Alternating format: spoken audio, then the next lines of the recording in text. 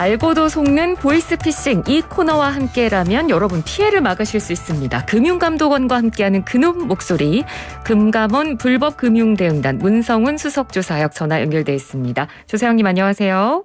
네, 안녕하세요.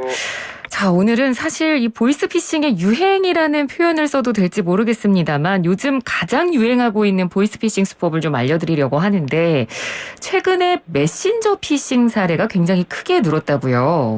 네, 메신저 피싱은 자녀 또는 지인을 사칭하거나 저금리 대출을 해주겠다라고 하면서 문자나 모바일 메신저 등을 통해 접근하면서 개인정보를 탈취하고 돈을 뺏어가는 수법인데요. 네.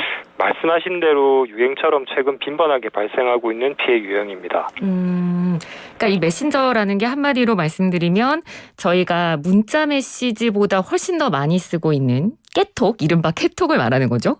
네, 그 깨톡일 수도 있고 그냥 일반 문자일 수도 있고 둘 다 해당이 됩니다. 그렇군요. 사실 저희가 예전에는 실제로 유선상의 전화로 보이스피싱이 많았다면 요즘은 워낙 이런 문자 메시지가 더 많이 쓰여지고 있기 때문에 이 부분에 대한 피해도 점점 커지는 것 같습니다. 특히 이 가족이나 연인처럼 가까운 사이라고 속이는 경우가 많다고 하죠. 네, 보통은 엄마, 나, 딸 또는 엄마, 나, 아들 이런 식으로 처음에 접근하는데요. 한 가지 조심하셔야 될 점은 결코 내가 엄마라서 또는 아들이나 딸이 있어서 그런 문자를 받는 것이 아니라는 점입니다. 아, 그런가요? 예, 네. 내가 아빠인데도 그런 문자를 받을 수 있고요. 네. 자녀가 없거나 미혼인 경우에도 그런 문자를 받을 수 있습니다. 그래서 결국 이제 보이스피싱에서 피싱은 낚시라는 뜻을 포함하고 있는데, 그렇죠.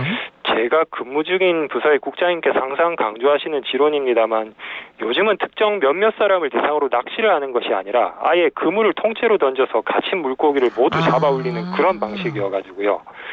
예, 그래서 그물은 영어로 네트라고 하는데 네. 이제 뭐 보이스피싱이 아니라 보이스 네팅이라고 해야 될 정도로 무차별적으로 이제 문자가 뿌려지고 있습니다. 그래서 이런 속성을 잘 이해를 하셔서 사기범들이 그냥 무심코 던진 그물이라던가 아무에게나 일단 뿌리고 보는 그런 의미 없는 사기 문자에 쉽게 걸려들지 않도록 조심하셔야겠습니다. 네, 그러니까 이게 피싱이 아니라 요즘은 네팅이라고 불릴 정도로 무작위하게 지금 이런 사기 수법이 번지고 있다는 점을 말씀을 해주시니까 굉장히 좀 인상이 깊은데, 자, 그러면 이 청취자 여러분께서 좀 이해가 빠르시도록 구체적인 사례를 들어서 저희가 좀 수법을 살펴볼게요. 일단 메신저 피싱 사례들을 제가 한번 미리 봤는데, 가장 대표적인 수법이 일단 처음 대화를 시도할 때 메신저로만 대화를 계속 지속하게끔 그렇게 상황 설정을 하더라고요. 네, 메신저를 이제 보내서는 뭐 내 전화기 액정이 파손돼서 또는 뭐 전화기가 고장나서 수리 중이니 문자로만 연락해야 된다라고 하면서 일단 자신이 보낸 번호를 그 엄마의 카톡에 친구 추가해달라라고 이야기를 하고요.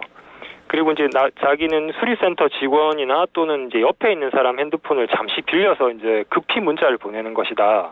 아, 그러니까 번호가 다르니까 그런 말을 하는 거군요. 예. 아, 네. 수리센터에 있는 그런 그 고객용 컴퓨터를 이용해서 잠시 카톡을 보내는 거다. 이제 이런 식으로 전화 통화를 할 수 없다라고 하면서 그 문자로 말하도록 유도를 하고요. 이렇게 하는 이유는 직접 통화한 경우 바로 이제 사기라는 게 들통나는 거를 사기범들이 잘 알고 있기 때문에 그렇죠. 문자로만 하려고 하게 되는 겁니다. 네. 그러니까 뭐 휴대전화가 고장났다, 뭐 액정이 깨졌다 이런 상황 설정도 있었고, 제가 또 보니까 뭐 독서실이라 통화가 어렵다. 뭐 이런 상황도 맞습니다. 있고, 뭐 형수님 제가 지금 해외에 있습니다라는 식의 상황 설정도 있고 너무 여러 가지더라고요. 네, 정말 이 메신저 메시지로만 대화를 유도하기 위해서 이런 상황 설정을 사기범들이 하는 건데, 자, 그러면 일단 가족이나 연인처럼 가까운 사이라고 일단 상황 설정을 해놓고 휴대전화를 쓰지 못한다고 해놓고 그 다음에는 어떤 방식으로 피싱이 이루어지나요? 네, 일단 내 전화기가 고장났지만 지금 급히 뭐 문화상품권이나 구글 기프트 카드를 사야 되는데 결국 이제 엄마 명의로 살 수밖에 없다. 그러니 엄마의 신분증 사진, 계좌번호, 비밀번호, 신용카드 번호 등 다 보내달라고 합니다. 그래서 이렇게 탈취한 정보를 이용해서 이제 피해자 명의로 핸드폰을 일단 한 대를 개통하고요.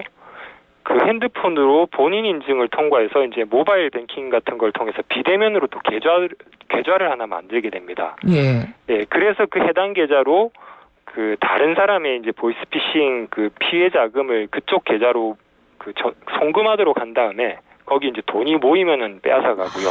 네. 네. 그리고 이 과정에서 이제 피해자의 핸드폰에 어떤 원격 조종 악성 앱을 설치를 해서 피해자 핸드폰에 있는 모든 뭐 금융 앱 관련 정보 같은 걸 보면서 추가 피해를 발생시키기도 하기 때문에 네, 조심하셔야겠습니다. 네.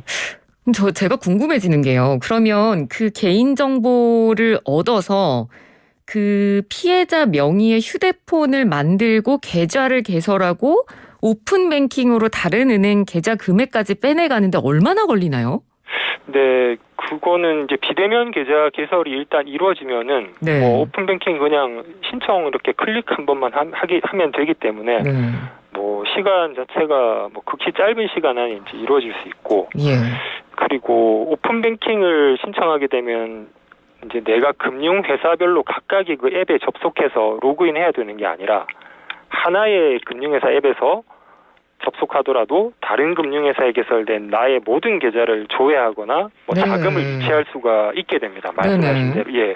그렇기 때문에 이게 지금 어떤 측면에서는 그냥 한 군데만 접속해서 여러 군데를 조회 이체한다라는 좀 편리한 측면도 있을 수가 있는데 사기범들은 바로 이런 점을 또 악용하게 되기 때문에 보이스피싱 피해 규모가 오히려 커지게 되는 효과가 나타날 수도 있습니다. 그러니까 피해자가 원래 보유하고 있던 다른 계좌의 잔액을 모두 모아서 가져가는 건 물론이고요. 피해자 명의로 뭐 신규 대출을 받기도 하고, 그러니까 예전에는 그 하나의 계좌에 사기범에게 털린 하나의 계좌에서만 그 피해가 발생하게 됐다면은 지금은 오픈 뱅킹 때문에 그 하나의 계좌가 아니라 내 명의로 개설된 모든 계좌에서 동시에 피해가 발생할 우려가 있게 되는 셈입니다. 네.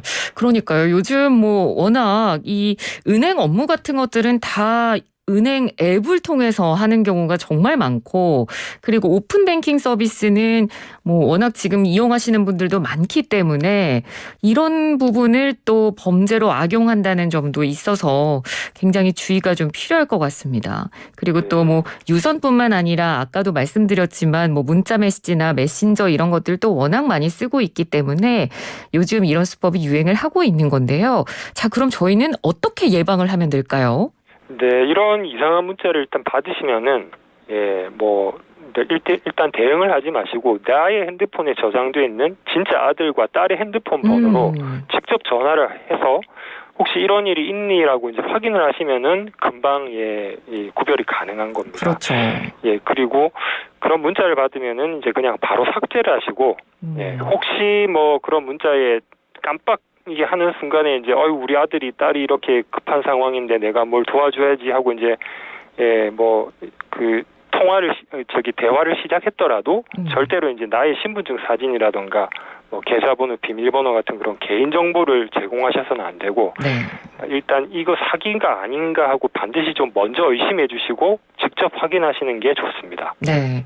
의심 그리고 직접 확인 저희가 이 시간을 통해서 누누이 말씀드립니다. 근데 만약에 뭐 이미 메신저를 통해서 개인정보나 신용카드 사진을 이미 찍어서 보냈고 뭐 링크 보내준 걸 통해서 클릭을 해서 앱까지 깔았다.